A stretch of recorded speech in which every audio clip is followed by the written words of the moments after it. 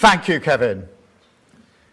I want to begin by addressing some of the issues around the Mandelson case. I entered politics later in life. I did so after a career in the criminal justice system, including as Director of Public Prosecutions. I entered politics not for personal gain, not for status, and not to live a life detached from the reality that most people face. I entered politics because I wanted to change our country for the better, to make it fairer, safer, more secure.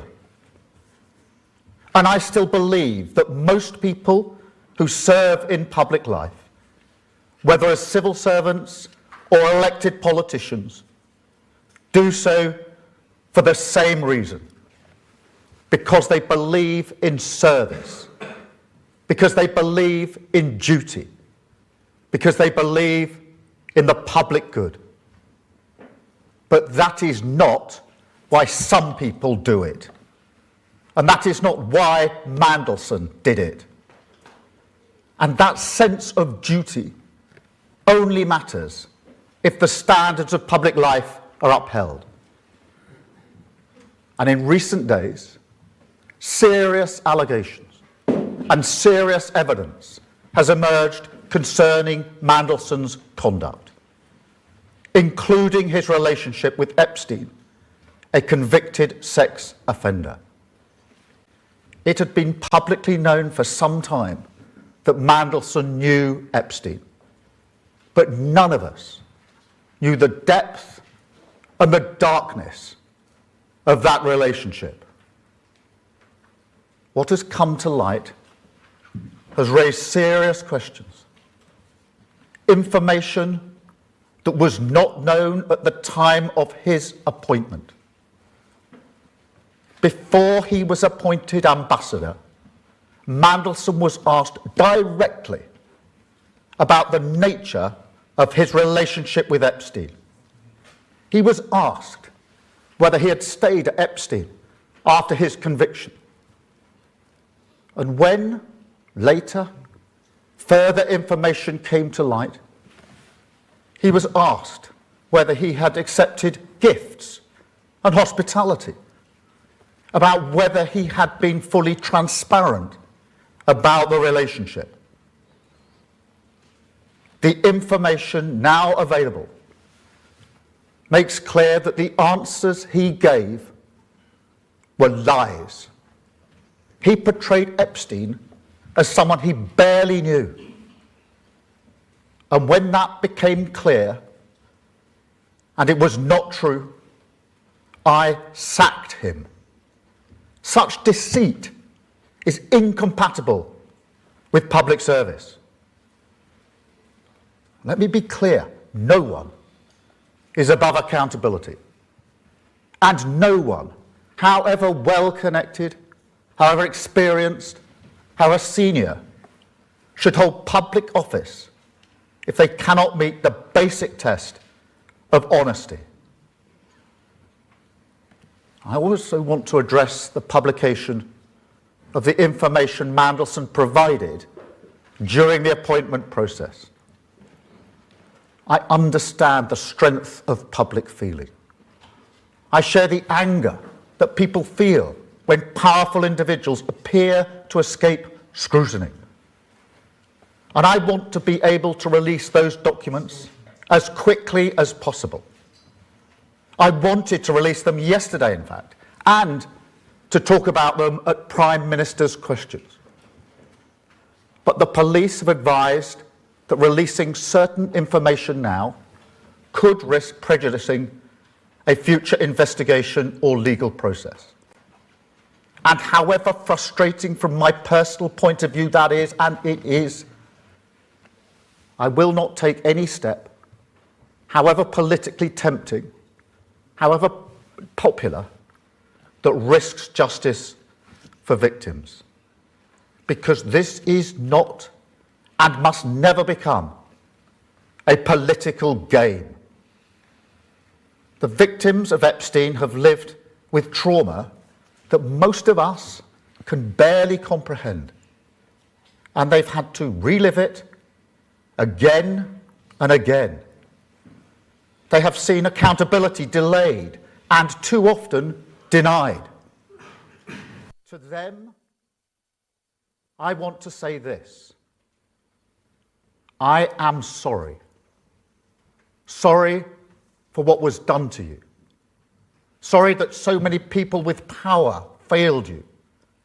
Sorry for having believed Mandelson's lies and appointed him. And sorry that even now you're forced to watch this story unfold in public once again. But I also want to say this: in this country, we will not look away. We will not shrug our shoulders. And we will not allow the powerful to treat justice as optional. We will pursue the truth. We will uphold the integrity of public life. And we will do everything within our power and in the interests of justice to ensure accountability is delivered. That is what the public expects.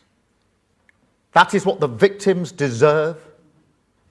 And it is what I will do.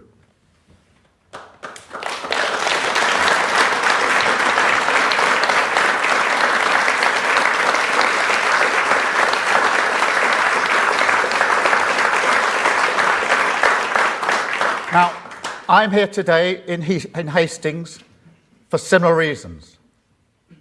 Because I love this country. It is the greatest country in the world. The progress and prosperity I've seen throughout my life, the journey that I've been on personally, from a working class background to this, I owe everything to this country and its values. I've spent most of my professional life serving them, not just in politics. And I believe that pride, shared by millions, is the key not only for uniting our country, but also for finding in each other the strength to create, in defiance of an increasingly volatile world, a Britain built for all. Now, you heard it from Kevin, or I think I should address you as Mr. Hastings. And I want to thank you and everyone else like you who give their heart and soul to the ground beneath their feet. I believe in that pride. I believe in that purpose. I believe in British values, in rules that protect those in need, in the freedom to live and let live, in decency and tolerance, in respect for difference under the same flag, a common good. The idea fundamental to the Labour Party that a nation is not just a collection of individuals, but rather that we're bound by values, by common endeavour, and by responsibilities that we owe one another as partners in the project of this nation. I believe in our way of doing things when it comes to integration, a British way that has always been grounded in the fairness of the two-way street, in rights and responsibilities, in contribution, the common sense that says people who come here, who work hard, contribute to our success, embrace our rules, buy into this project, they can become not just citizens, but neighbours, friends, equals, part of us. But most of all, I believe that these values make us strong, that in a world that increasingly preys on weakness, I believe Britain is stronger as a tolerant, decent, and respectful country.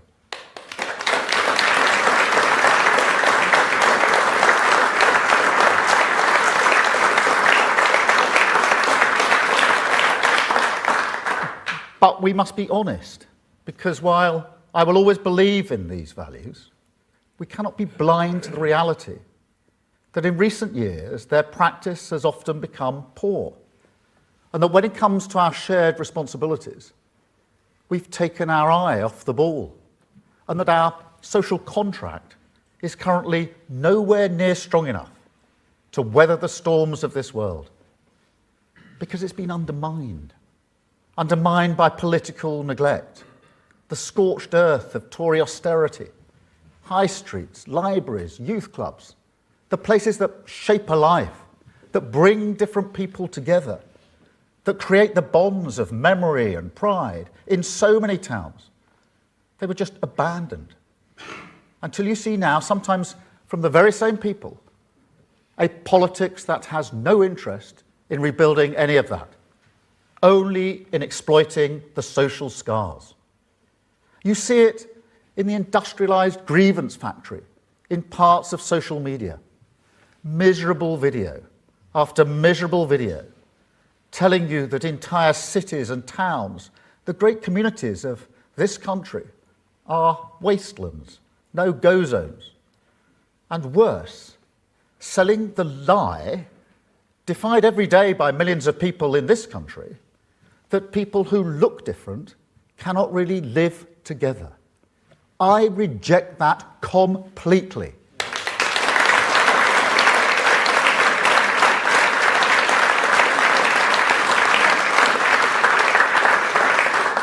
And you see it in politicians, like the Reform candidate for Gorton and Denton, who look at people like Rishi Sunak, Shabana Mahmood, and presumably Marcus Rashford, Shirley Bassey, and Assar, and say they can't really be English or Welsh or Scottish because they are not white.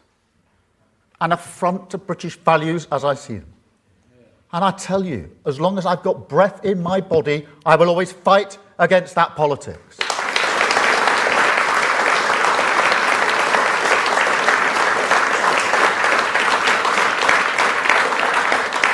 And on that, honestly, I never thought I would see the day when the Conservative Party would tolerate, for months, a man who went to Birmingham and said that the city had failed at integration because he didn't see enough white faces. That is a disgrace, and he should have been sacked months ago.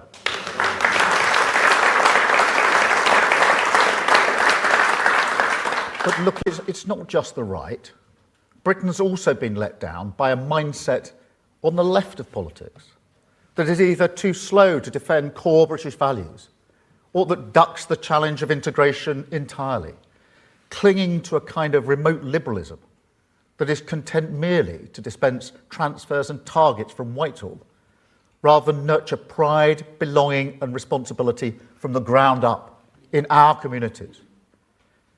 You know, the Labour Party is the institution that stood with working class communities in cities like Glasgow and Liverpool, and door by door, street by street, turned a politics shaped by grievance and religious sectarianism into one of national renewal. That is our task again, because politics in this dangerous era, it's no longer about left and right, but a contest between renewal and grievance, between those who believe society is a zero-sum competition and those who believe we can unite for the higher purpose of our community, our country, our common good. This government chooses the path of unity because that is the only way we can change Britain, the only way we can take control of our future, stand up to the world and walk forward together. And mark my words, it is a vital task. Enemies of Britain are active in this country trying to destabilise us. And so a strong society is imperative, not just on its own terms, but also for national security.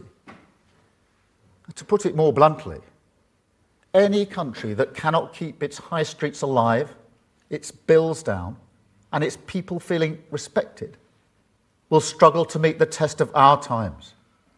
So we must strengthen our society because it's vital for the future of this country. Now, it starts with the economy.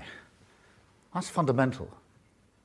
If we're going to defeat the politics of grievance, we must tackle the cost of living crisis, and we must raise living standards, not just in a few cities or regions, but across the entire country. And it's not hard to understand why.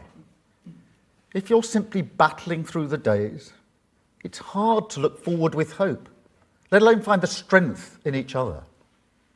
And so, all the decisions we took at the budget, getting inflation down, freezing rail fares, freezing fuel duty, slashing the cost of childcare for working parents, supporting people with their energy bills, but also investing in every community in this country, backing a proper industrial policy, raising the national minimum wage, that is all the absolute foundation of a strong society, essential for restoring hope in Britain.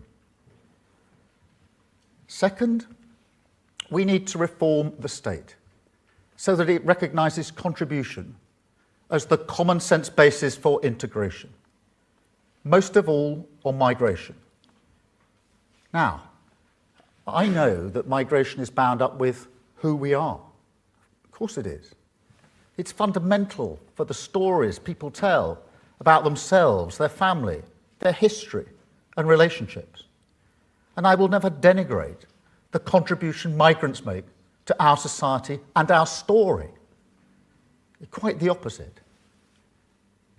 And yet, it seems obvious to me that failures in Britain's migration system under the Tories were so shocking that they weakened trust in politics, faith in democracy to deliver what people vote for, and now, exploited by politicians of grievance, support the idea that diverse people can ever truly come together. Now, I reject that politics with every fibre in my being. But if you're serious about bringing this country together, you cannot ignore this issue. And so, yes, our reforms on migration are about taking control of our borders, but they're also about contribution. I mean, go back to Windrush, which is such an important moment in our national story. The people who came here, they weren't victims, they weren't vulnerable. Britain didn't invite them here as an act of compassion. That is liberal vanity. No, they came here because Britain needed them, because they wanted to come. And Britain wanted them to make a contribution. And they did. They helped rebuild this country. Now, I think there's far more dignity in that story, the real story, than in this kind of fairy tale of Britain's charity. There's a mutual respect in it, a fairness grounded in contribution that I believe has always been the basis of trust in migration policy for the vast majority of people in this country. And so our reforms to migration, they will boost integration, they will restore trust, and they will help return us to a situation where the migration policy cannot be exploited by people who think that whiteness is the same thing as Britishness. And third, we need to be more vigilant in asserting British values and call out those who want to divide us, whoever they are. Now, obviously, that goes for any form of extremism, whether that is extreme right ideologies and their hatred of Muslims, or Islamist ideologies and their hatred of Britain and Jews. But it also means we've got to fight a more insidious, passive tolerance. I mean, it's not hard to support the just cause of a Palestinian state without being anti-Semitic. Millions of people do that, and I'm one of them. It is the policy of this government and this country to recognise Palestine. And yet, on the marches that supposedly support that cause, you will often see clearly racist banners, anti-Semitic hate, a fact that leaves a minority community in this country scared and intimidated. A community which, let us not forget, suffered the most recent terrorist attack on these shores. How can that be right for a country with values like ours? How can it be right to turn a blind eye to racist hatred of any kind, whether victims are Jews, Muslims, or any minority? It can't. And so, frankly, we do need to be much clearer as a society about what we expect of people and the responsibilities that come with rights. And that means much stronger powers to the Charity Commission to shut down charities that promote extremism. It means tougher regulation of homeschooling, because schools are so important for integration. And so we need a higher bar for people who want to opt out of that responsibility. And it means we need to improve across the state English language provision. Now, it's a simple argument. Everyone who comes here, who lives here, should have an opportunity to learn English, because it's essential for participation in our society. And so they should be expected to learn English. And yet, for years, we've simply not asked people to do that. That is a recipe for exclusion. And frankly, for people being vulnerable to abuse and exploitation. So we will change that.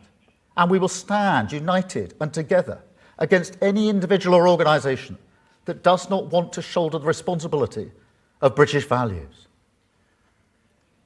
Fourth and finally, we've got to reverse the devastating decline in our communities. Give power, agency and control to people who want to improve their community. Now, you can see the signs over here, Pride in Place, led by you, backed by the government. That is a £5 billion programme with an extra £800 million today, investing in 284 neighbourhoods in every corner of our country,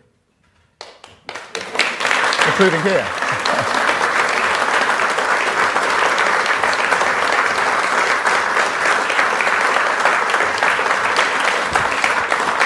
Because pride is the social glue, the force that holds together a community and a country.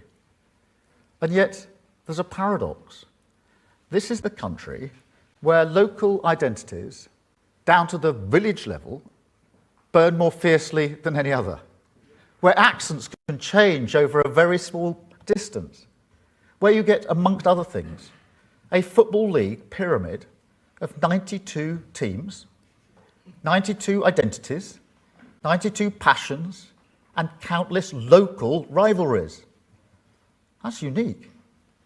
We're a country of 4 nations, distinct and proud, where, as this weekend's rugby will show, tribal rivalry is part of who we are. And yet 4 nations who time and again run through the fire together, a country forged by the solidarity of working people. But this is also a country, and this is certainly for England, where the state is one of the most centralised in the world, and where all that ferocious pride is completely ignored by politics. Take a man, some of you know, Bernard Stonestreet, who I think is here. Where's Bernard? Bernard, very good to see you here. 24 years of service in the Royal Marines, I believe. Tours of the Far East, the Middle East, Europe, and Northern Ireland. Now, for many of us, that may seem enough service, but not for Bernard, because Bernard works tirelessly for Sussex, Hastings, the ground beneath your feet. He's opened a centre for veterans, where they can come and get support for mental health advice, particularly from people who've been there. He's opened a veterans cafe too, and he's looking to help homeless veterans as well. Thank you, Bernard.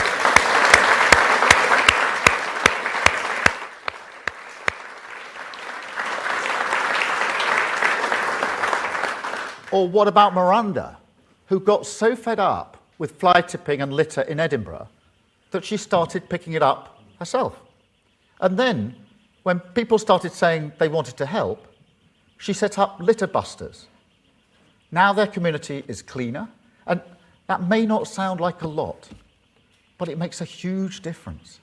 It changes how you feel about your town, your future, even your country, when you look out the window and see that people care. Now, ask yourself this question. Wouldn't politics be better if we truly backed that kind of pride? And this is what the Tory levelling up scheme never really understood. Yes, people want investment, and this government will back them. We're rebuilding our public services, opening new nurseries, breakfast clubs, health centres, investing in community infrastructure. But investment is a means, and not an end. It's about power, as well as pounds and pence, a way for communities in an insecure world to take control of their own fate. So let's regenerate the town centre in Bexhill. Let's bring a dance and arts centre to the Grimsby Docks. Invest in the youth centre in Rhyl. Run bingo nights in Coleraine. Clean up Coatbridge. Create better sports facilities right here in Hastings. But most of all, let's do it together. Because I've always believed that people with skin in the game make better decisions about their community and their future. And so that is what we will do. A programme that backs people to change what matters to them. The very definition of a two-way street. A partnership of pride. That is how the state should work. And with my government, it will. Because I tell you, if you want to know where hope lives in Britain, it's in our communities. That is where people come together. It is where you will find our common good. And that is where we will discover once again the courage in each other. Communities backed by the state, fired up by pride, taking responsibility for the renewal of this great nation.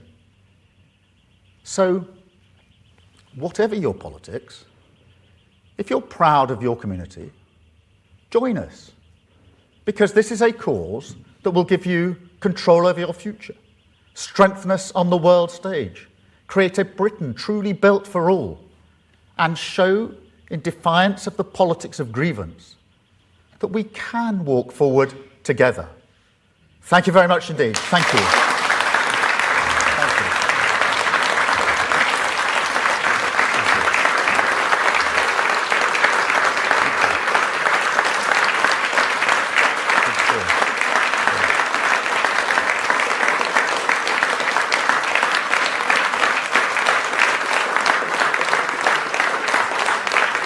Thank you very much. I'm now going to take a number of questions from the media. Can I start with Chris from the BBC? Chris. Thank you. Chris.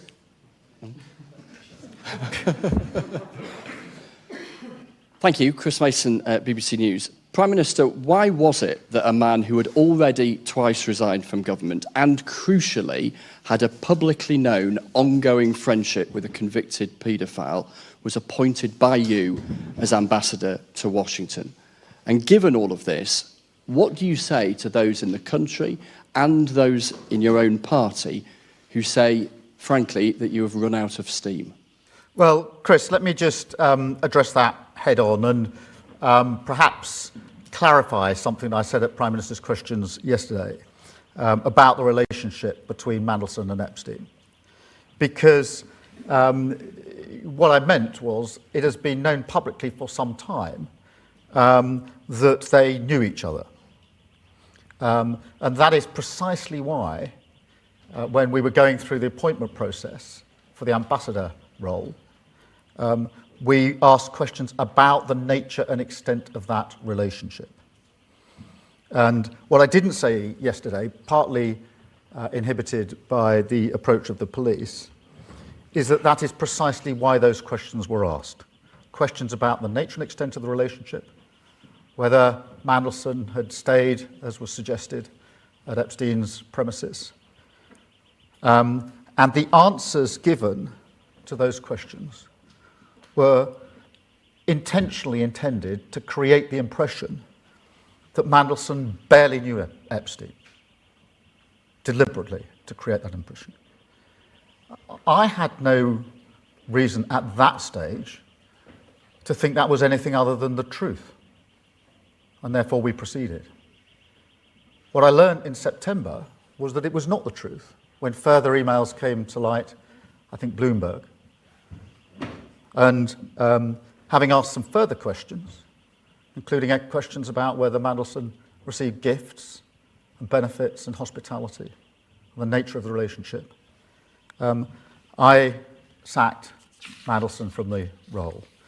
Now, I regret making the decision to have appointed him in the first place. Had I known at the time what I know now, or knew in September, I'd have never done it. And that's why today I've apologised for the fact that I appointed him in the first place and I believed his lies. Thank you very much, Chris. And look, we're moving forward as a country. Today, you've just heard the speech about Pride in Place, one of the most important projects that we're running, that will put money in communities right across the country. And that is the driving purpose of this government, changing lives for the better, focusing on Pride in Place, where people live in their own communities, and making sure we're utterly focused on the cost of living. Thank you, Chris. Beth, can I come to you? Thank you. Thank you, Prime Minister. Prime Minister, we can all hear your anger, your regret, and most importantly, your apology to victims of Epstein for appointing Mandelson as your US ambassador. But look, whatever he said or didn't say, it has proved a catastrophic error of your judgment to put him back into your government. Some of your MPs believe you must take responsibility for this in order to restore trust in politics amongst the public. And some are saying publicly now that you should stand down because your positions become untenable. Why are they wrong? Thank you. Well, Beth, as I've said a number of times, I regret the decision to appoint Mandelson as ambassador. He was asked questions about the nature and extent of his relationship with Epstein, and he told lies. I had no reason at the time to know they were lies. Subsequently, I found out them to be lies. And this week, we found out way beyond the lies that we found out in September. We found out what he was up to in the aftermath of the 2008 crash, when most of the government and most of the country was doing its level best to make sure people didn't lose their jobs, their livelihoods, and their savings. And at that time, he chose to disclose sensitive secrets to Epstein, almost simultaneously as receiving them. And that is what I meant when I said earlier about the deceit and the standards that I stand for in public life. Yes, at the time I appointed him, I got answers from him which I believed to be true. He painted a picture of barely knowing Epstein. I didn't know that was lies at the time. I regret I didn't know. I've apologised for the fact that I appointed him in the first place, having believed those lies. Thank you, Beth. Robert. What do you say to your MPs? Someone publicly saying this morning they think your position is untenable.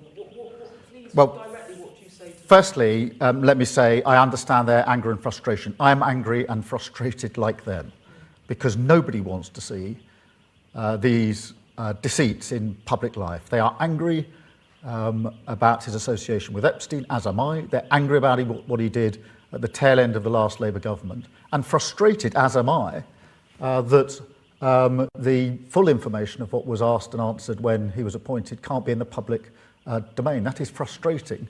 As I say, I had hoped to deploy some of that at PMQs yesterday, because I wanted people to know what was said and what I received, but frustrating that can't be done. So I understand their frustration, but we must remain focused on what we were elected into government to do, which is to change this country for the better for millions of people, and that's what we will do. And today, in Pride in Place, what we've done on the economy are examples, but only examples of what we're doing. Thank you, Beth. Robert, well, hang on, Robert, ITV. Prime Minister, time and again during the general election campaign, you promised to end chaos in politics. You failed miserably, and there is no one to blame but yourself. If your MPs were to decide that they wanted another leader, and if somebody else put themselves forward as leader, would you fight that? Well, Robert, I was elected on a mandate in 2024 to change the country for the better, and that is what we're doing. And if you look at what we've done, for example, on the economy, with inflation coming down, and the Bank of England says coming down to target in the first half of this year, with interest rates being cut now 6 times, which is the highest rate of reduction since the 2008 crash, with the work we've done to lift 500,000 children out of poverty, that is the change that and the Pride in Place work that we're doing, examples of which I've just gone through, that is what we were elected to do as a government. That is the change we're bringing about. And am I frustrated that the focus is not on that and on other things because of the misbehaviour and deceit of other people? Of course I am. But of course I am. I understand that. But I was lied to. I was lied to. Deceit. Now, am I frustrated and angry that the good work we're doing gets out of focus because of that, and that tomorrow's front pages are unlikely to be about the Pride in Place project? Of course I am. Of course I'm angry and frustrated about that. But that is the work, that is the change that will affect millions of lives, and I will remain focused on it. LB, will you just...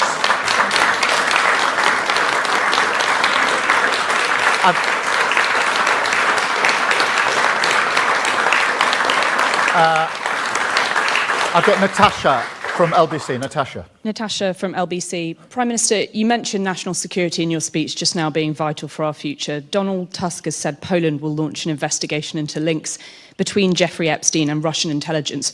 Would you like to do the same? And on Mandelson, obviously you are a distinguished lawyer. I think the question many of our listeners and viewers have is, when you had that evidence about Lord Mandelson handed to you, why did you then believe him? Just on the first point, I think whether it's Poland or elsewhere, we're obviously always working with our allies on any issues of national security. On the question of why... look, the questions were asked of Mandelson, and he provided answers to those questions. They were about the nature and extent of his relationship with Epstein. They were about issues such as, did you stay at the premises? Because that was in the public domain. That was something we needed answers to. And when he provided answers to that, I had no reason to believe he was telling anything other than the truth. In September, Bloomberg produced some emails which made it clear to me and others that what I'd been told at the time was clearly not truthful, which is why I sacked him. What we've learnt this week is the further deceit that has been carried out in relation to government secrets that were released during the very course of the recovery when the government was working so hard to the 2008 crash. But I believed what he said to me. I regret that.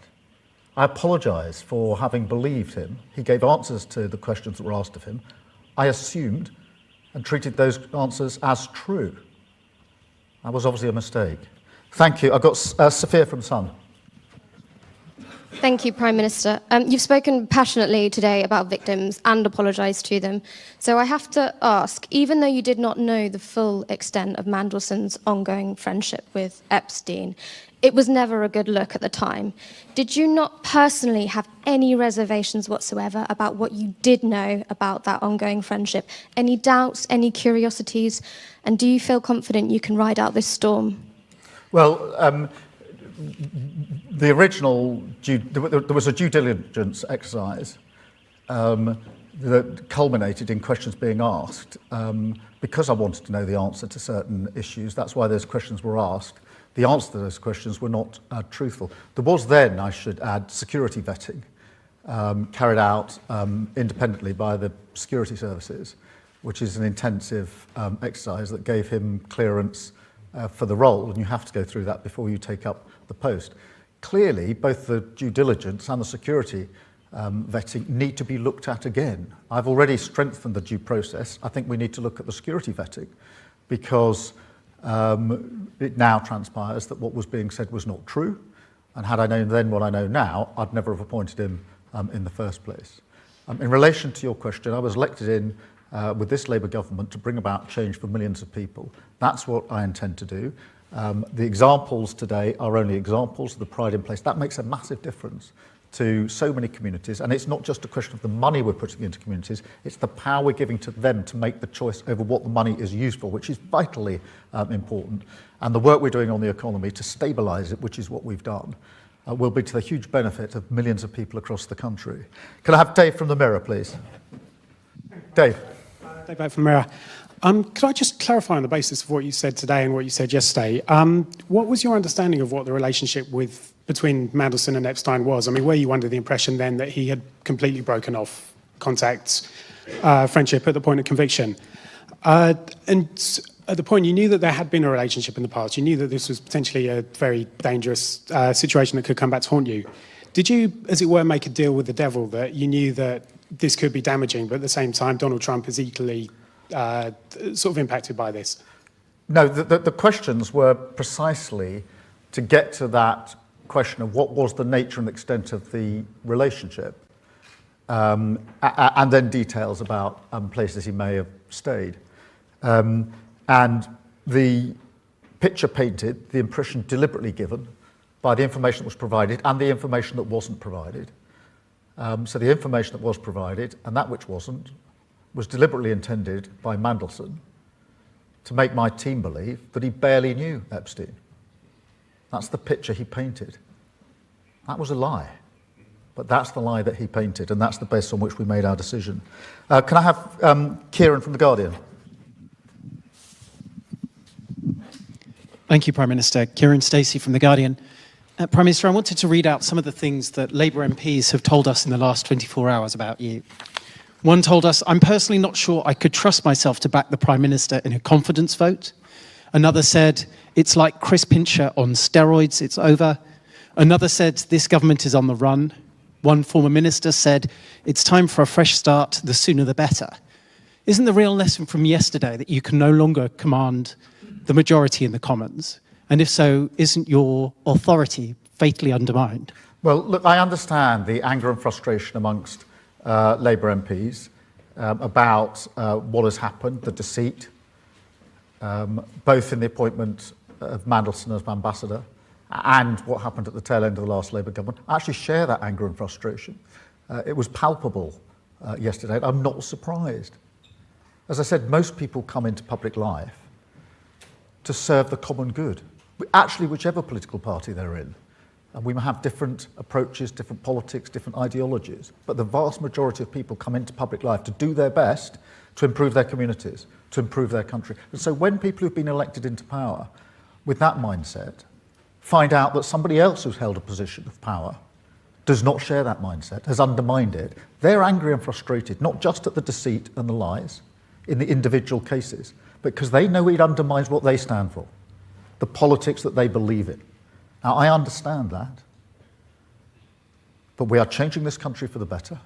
We had 14 long years of failure under the Tory government, and we're correcting that. We've stabilised the economy, we've put a huge amount of investment into our public services, and we're rebuilding our communities. And I intend to go on doing that vital work for our country because I believe it is the absolute focus and the first importance for this government. I've